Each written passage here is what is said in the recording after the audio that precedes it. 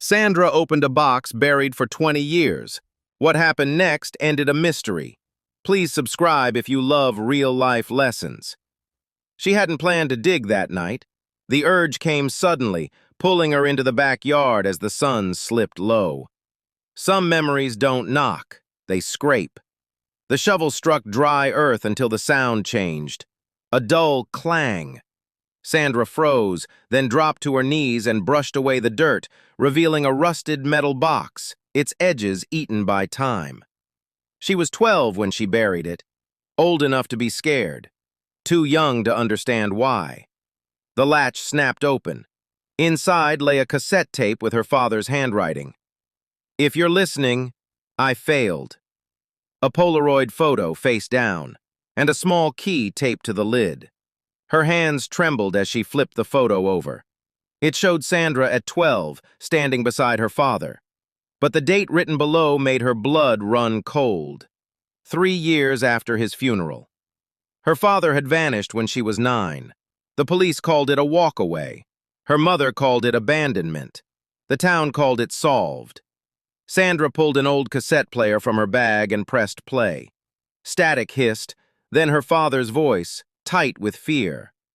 "Sandra, if you're hearing this, then they never found me. That means you're safe, or safer than I was."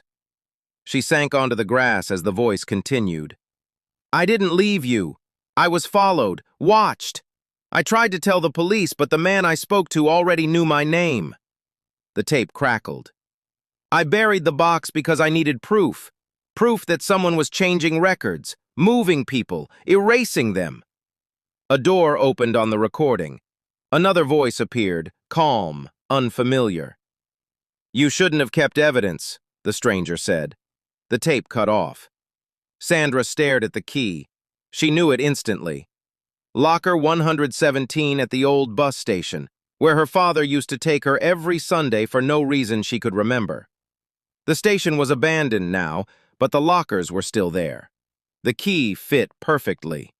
Inside was another box, newer, untouched by time.